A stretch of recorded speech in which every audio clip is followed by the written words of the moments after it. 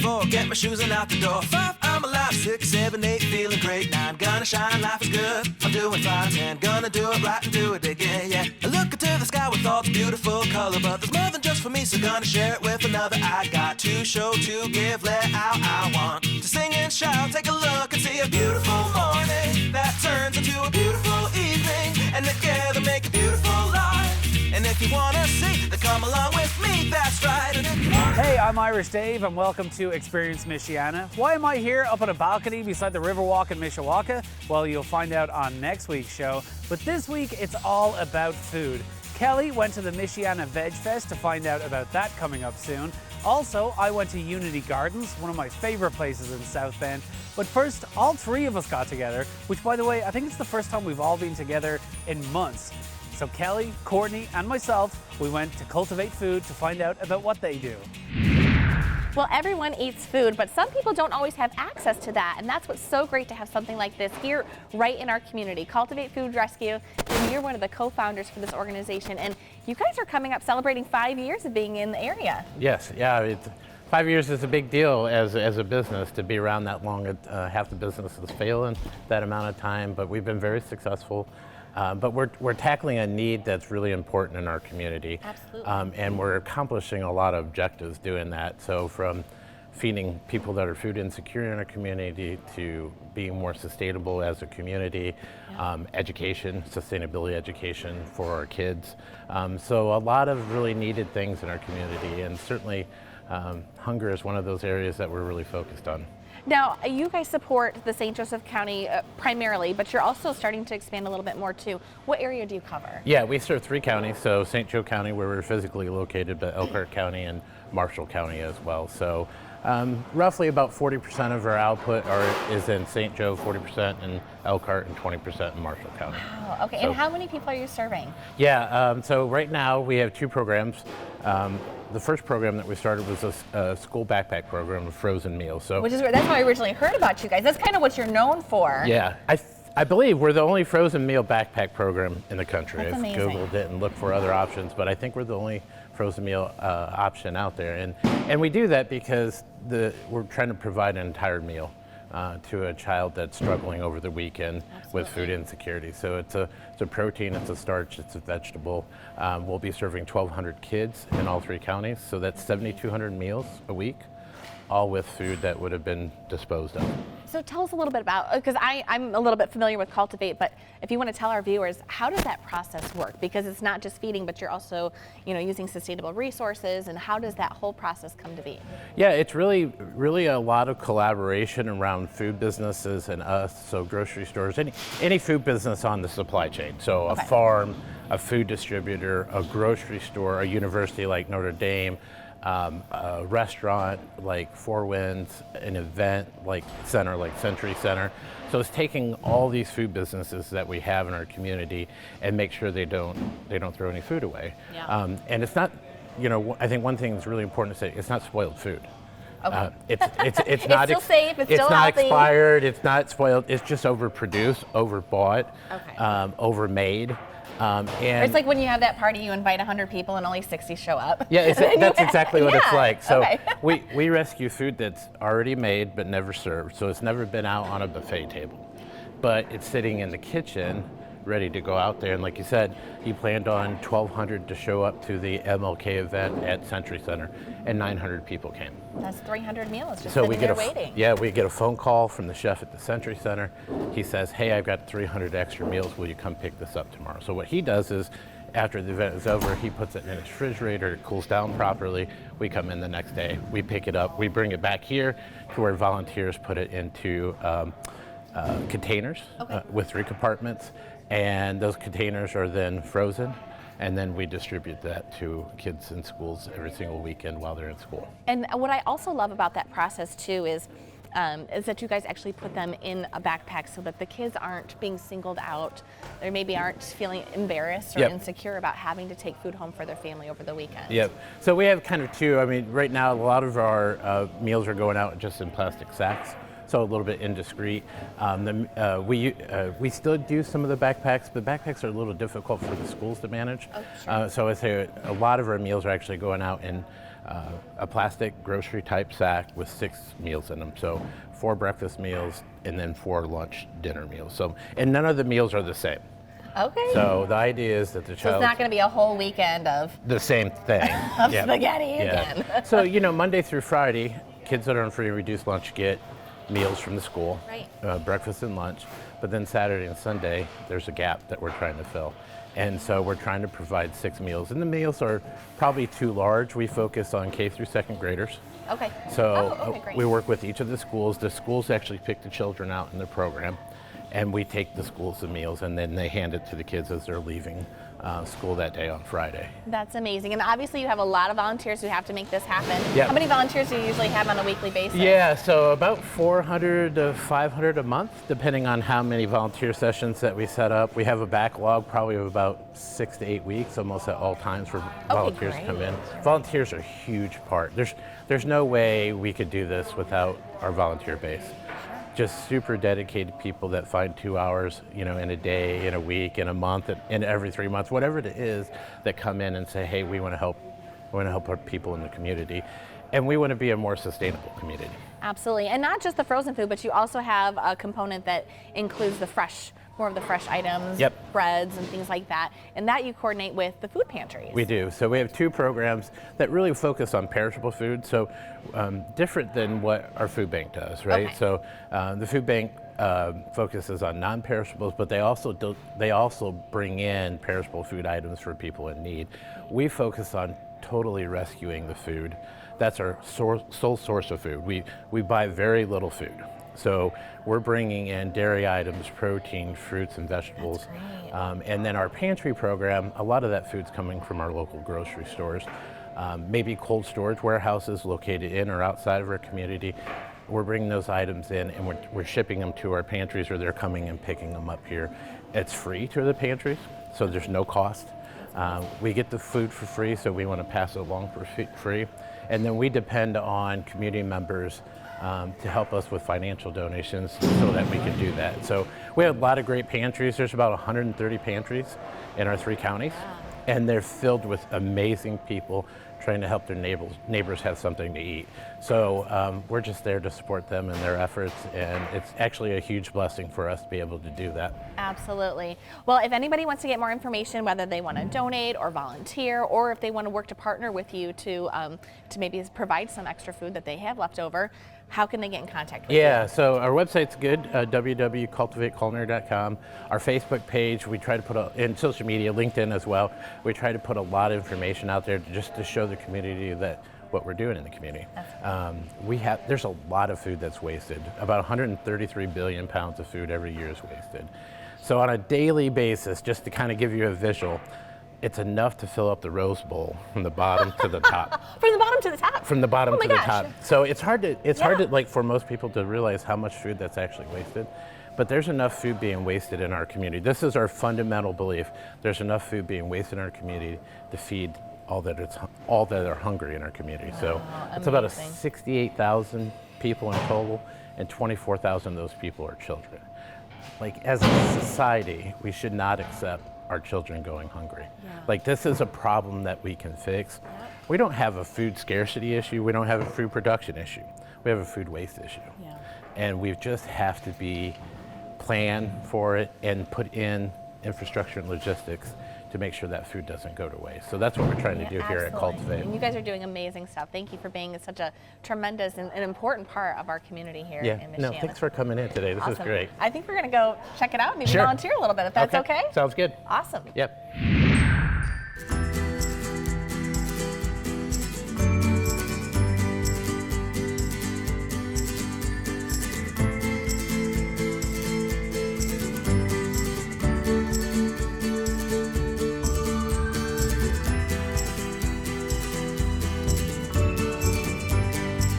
I'm so excited. Dave and Kelly are here. We're helping on the line today here at Cultivate Food Rescue. And it looks like we have chicken, potatoes, and carrots. That's my kind of meal. It's like ready for Thanksgiving. I feel like one person's going to get a meal and something different's going to be about it because I'm involved with this. So I'm going to mess something up, I can just tell. Well, it looks good. And of course, this is all repurposed food, which is just fantastic. So, there's even a little label on there, which is fantastic too. And these meals all go frozen, which is nice. Scoop that potatoes in there. There they go. All right, you're up for carrots. Can I have one to go?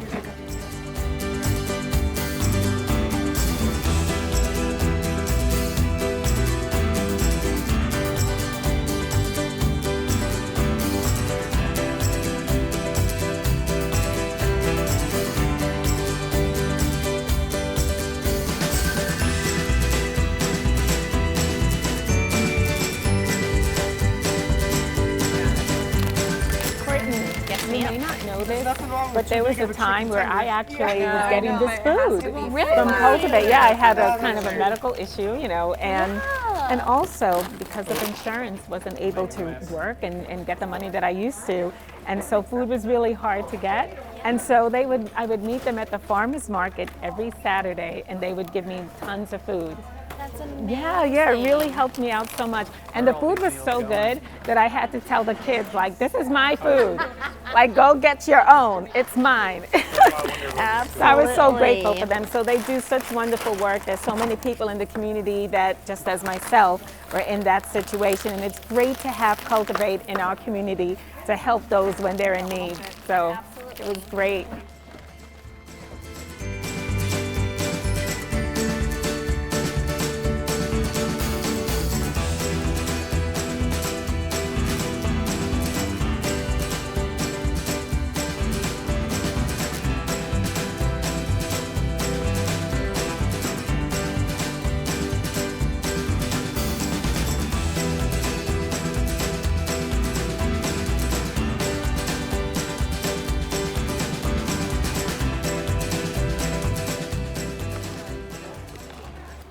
So this is almost the finish, but when you see over here, this is the really cool part.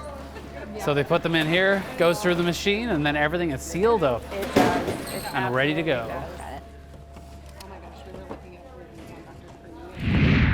I am here at Unity Gardens in South Bend, which is one of our best local nonprofits. And if you don't already know about them, then you should pay close attention to this segment because the work they do here in the community is wonderful. And I'm here with Micah. How you doing? Good. How are you? You're petting that spider. So what is going on here exactly? Well, spiders are really important in the garden, and it is currently spiderweb season, as you've all noticed out there. You can see the beautiful dewdrops in them and everything. So we love our spiders. Don't kill them. They're helpful. They're beneficial. But they're all out because we are getting into spooky season, and spooky season means the Unity Garden Spooktacular, which is our zombie trail this year, our West Side Zombie Trail. So we're going to try to round up all the forgotten souls of the west side of South Bend and bring them out for a great night on October 28th. It's a Friday at the end of the month, and we'll have our haunted trail with them present. We'll have our Nelson's Porta Pit fundraiser, so if you need dinner, come on over. We'll have games and activities for the kids. We'll have food and general fun for all ages. I love it. And to have Nelson's there as well, because it'll probably be a chilly evening, you know. Yeah. And there's something about their potatoes. I don't know what it is that they do with them. Potatoes, come get them. Yeah, I mean, you know, so it's great that they're going to be out and about. And is this, you know, is there a charge for people then to come? And No, do this? the event itself is free, always free, so that we can get everyone in our community to come and have that opportunity. The Nelsons, you will pay for the meal, and then our other vendors who will be there, you know, they'll pay your price. But for us, we'll have free hot chocolate, free popcorn, and then all the events and the activities for the kids will be without cost. You know, fall has always been my favorite time of the year, although I say autumn. Why is it called fall? Can we change that to just autumn? No. Okay. No. All right, that's cool. Leaves fall. Plants fall. Okay. They don't autumn. It's such a nicer word though. But yeah, you know, you mentioned hot chocolate and stuff. I'm starting to think about all those things that I do love, even pumpkin spice, all the cliched things, the smells. PSL girl. Yeah, I love everything to do with fall. It's so beautiful. And coming out to Unity Gardens, there's so many people who probably pass by here or pass by a couple of miles away and don't even know that it's here. So can you just let people watching know exactly what Unity Gardens does overall though as well, so they can really feel the connection of supporting these events? Yeah, so when you come here, we're inside our new Welcome Center building right now that we're finishing up.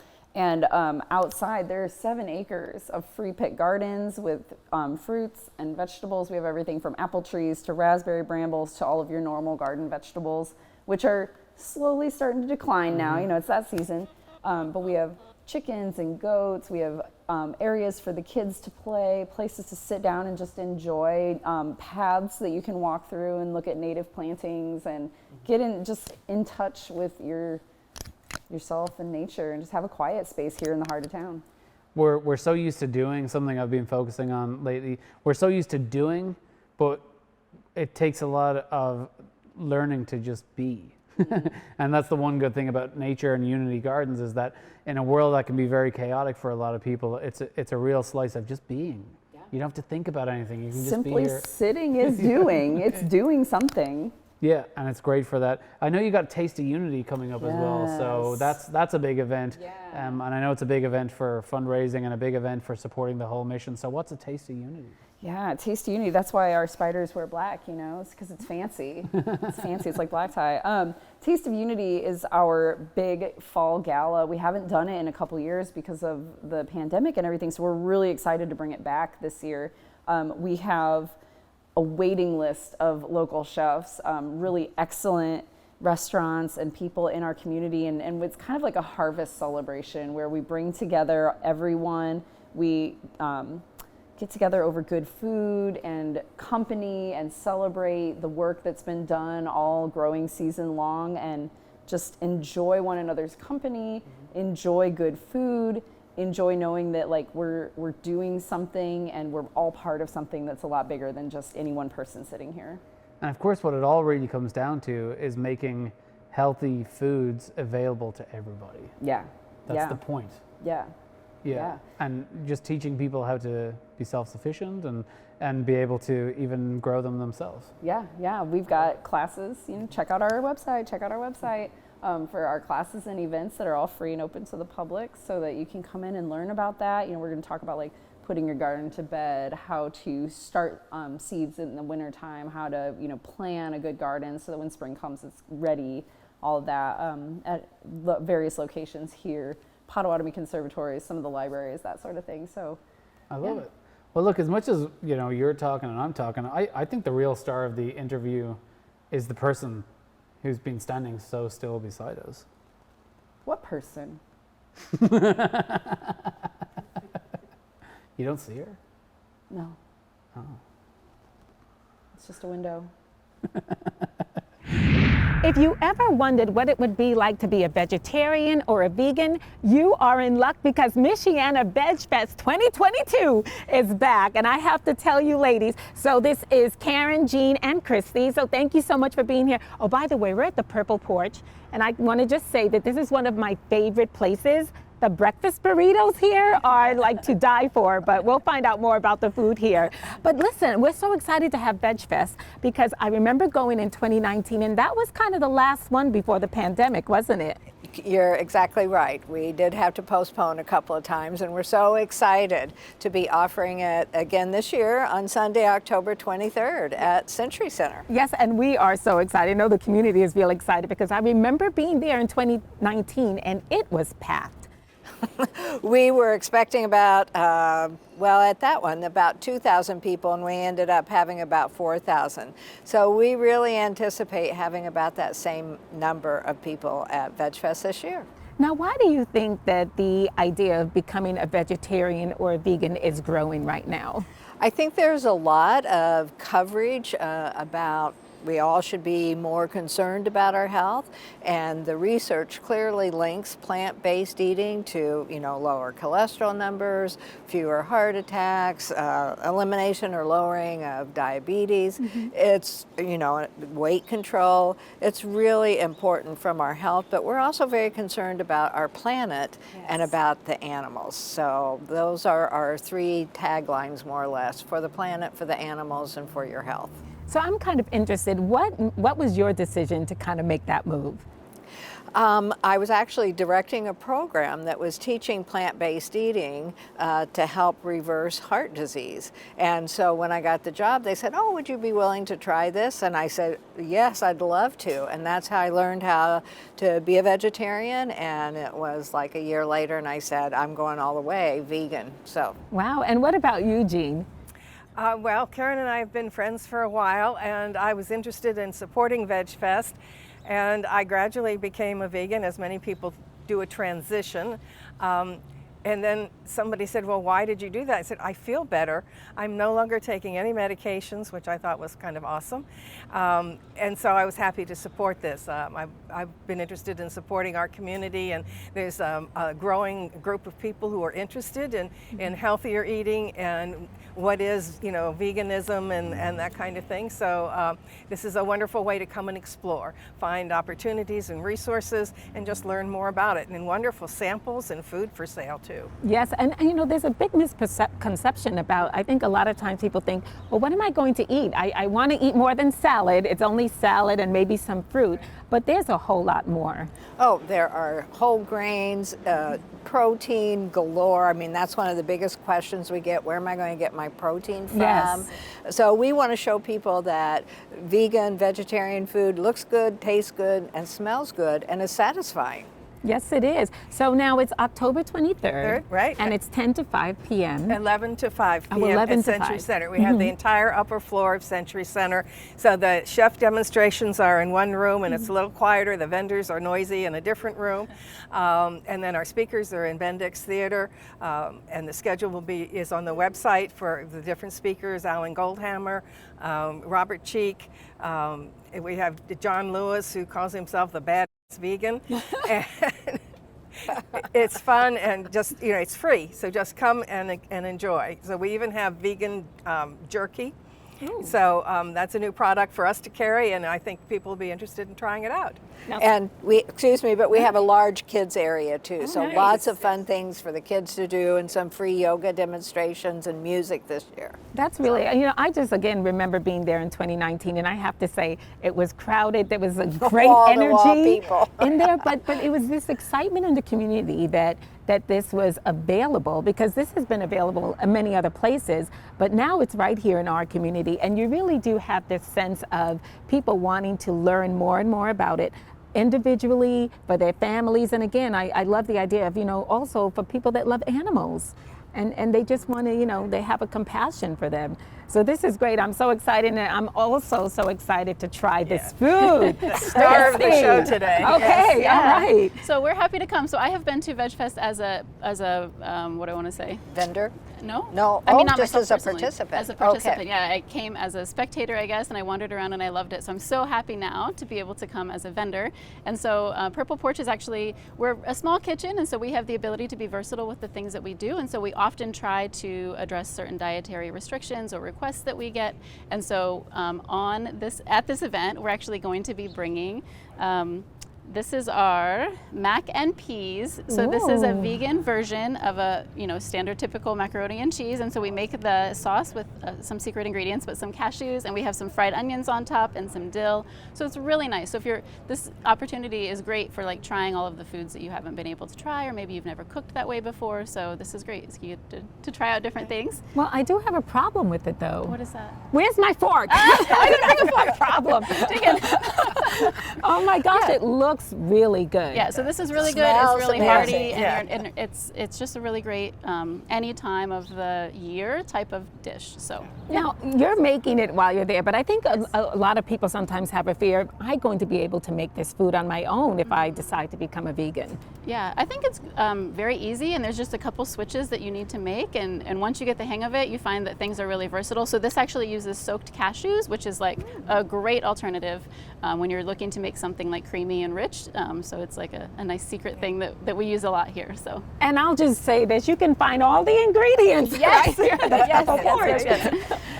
Oh, and what is that? And so That this looks is our good. this is our veggie ciabatta sandwich. So this actually we actually sprout the sprouts here in our store. We couldn't find a good source for them, so we decided to start growing them ourselves. So it's a nice little addition to the sandwich, and it has an avocado pesto sauce on it.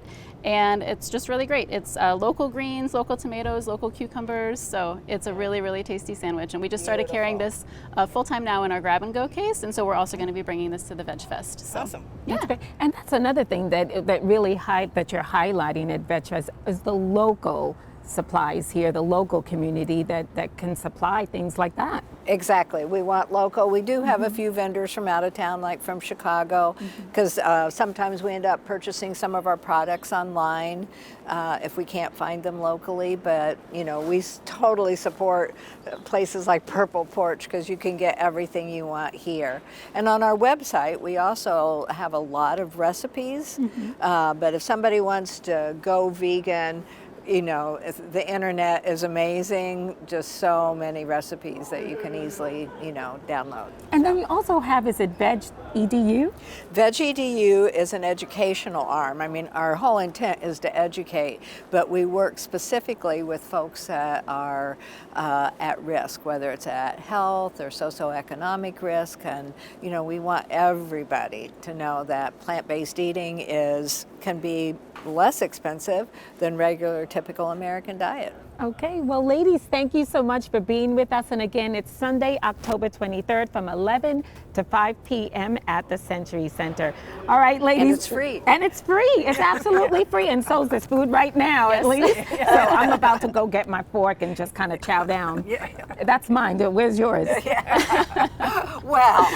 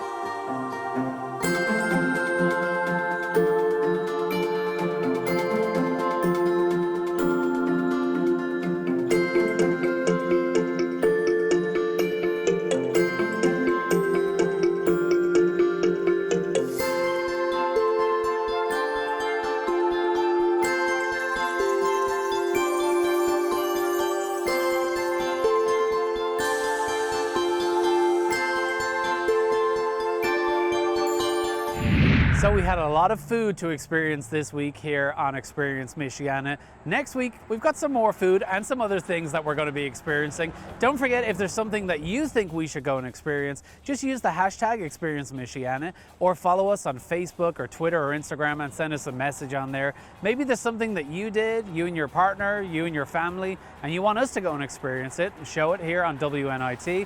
Just let us know. Until next week, we'll see you. Experience Michiana is made possible in part by the Community Foundation of St. Joseph County and the Indiana Arts Commission, which receives support from the state of Indiana and the National Endowment for the Arts.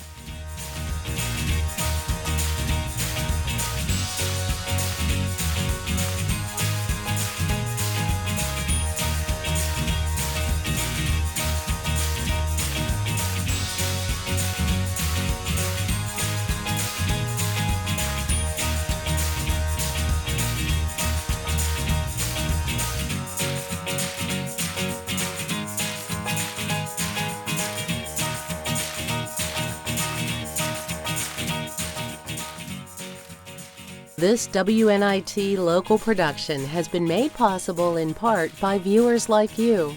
Thank you.